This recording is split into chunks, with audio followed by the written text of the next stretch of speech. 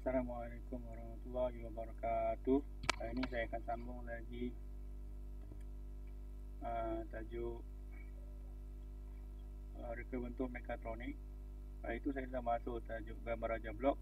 Kemudian untuk hari ini kita akan tengok dulu sikit, walaupun tak buat iaitu menghasilkan lakaran bahagian reka bentuk produk yang akan diubah sesuai berdasarkan gambar raja blok yang terlibat.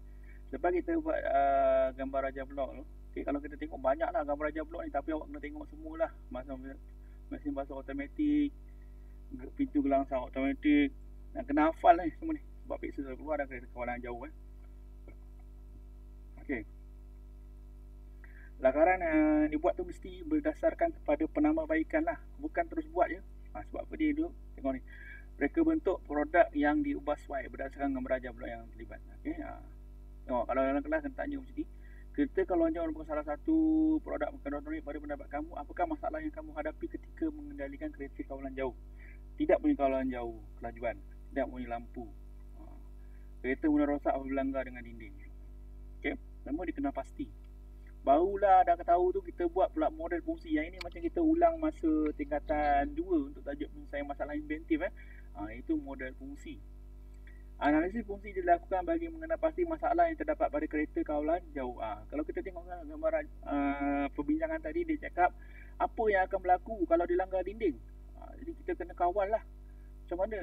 So, kita kena pasti mana bahagian dalam lampu dalam kereta kawalan jauh tu, atau mana fungsi yang mengawal kereta kawalan jauh supaya dia tidak berlanggar dengan halangan atau langgar dinding. Okay, dia juga tidak mempunyai lampu ketika berada di kawasan yang gelap. Jadi dia dapat, kalau kita tengok dulu analisis berantai punca kesan okay? Kita tengok kalau kita tengok kesan semula jadi ni, ataupun yang masa tingkatan 2 dipanggil sebagai super system. Okay? Masalah pencahayaan ni ataupun halangan ni semua ni ialah masalah super system lah. Okay? Kereta kawalan jauh rosak berlanggar dengan halangan. Mengapa?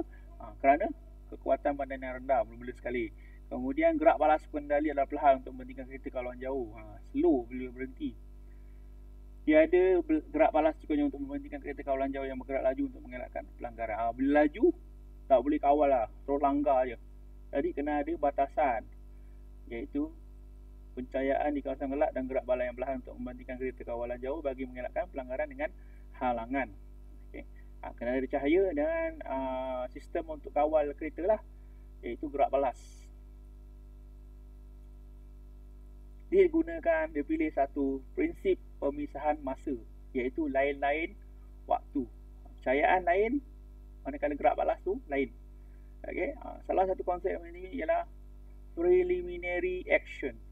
Okay? Apa tu preliminary action? Melakukan tindakan awal untuk mengawal risiko. Buat tindakan awal untuk mengawal risiko. Contoh, menambah fungsi tindakan awal untuk mengesan tahap pencahayaan dan memberi syarat kepada mikro pengawal untuk menghidupkan lampu LED.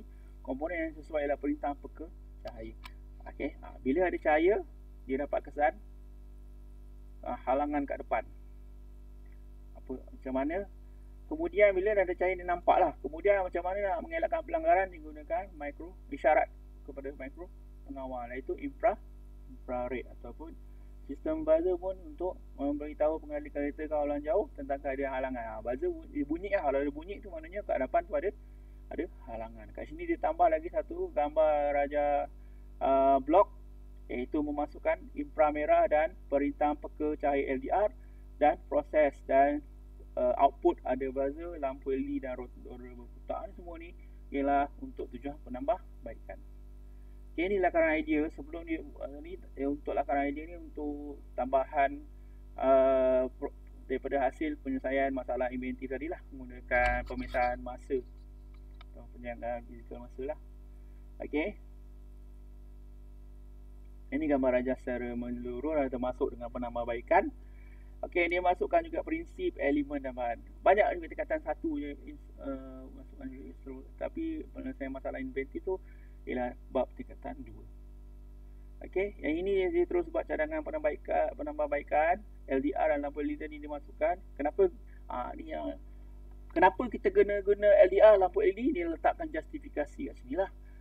Kalau ada LDR, dia mengesan tahap pencahayaan yang ditetapkan dan menghantar isyarat input kepada mikro pengawal.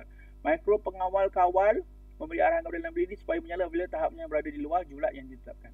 Manakala infrared atau pilihan merah mengesang halangan pada jarak yang ditetapkan dan menghantar isyarat input kepada mikro pengawal. Jadi bila mikro pengawal bagi arahan, kereta tu elaklah halangan tu.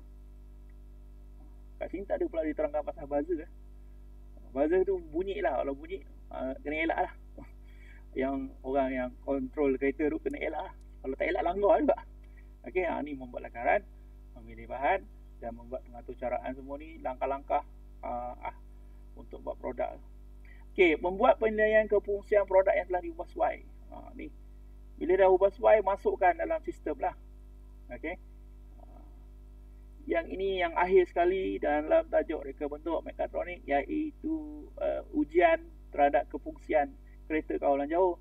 Dia gunakan dua parameter kat sini. Satu, ujian parameter kefungsian lampu LED, menyala ke tak. Kalau menyala tanda right, berfungsi bila kereta kawalan jauh melalui kawasan yang gelap. Kalau gelap dia lalu kat lampu, okey, hidup on. Penderian inframerah dan buzzer. Kereta kawalan jauh digerakkan ke kawasan yang mempunyai halangan bagi menguji kefungsian penderi inframerah. Kereta kawalan jauh akan berhenti secara automatik dan mengeluarkan isyarat bunyi apabila terdapat halangan di hadapan kereta kawalan jauh. Ni dia fungsi ya bila inframerah tu kesan halangan atau kesan kereta lain. Okey, ini senarai semak pengujian bagi kereta kawalan jauh yang telah diubah sesuai. Okey. Mana yang diubah sesuai dia tanda right, mana yang tak ada dia sesuai. Contohnya bahagian yang tajam tak ada. Tidaklah. Adakah bahagian elektronik pada produk boleh membahayakan pengguna? Tak ada bahaya. Okey, itu dia.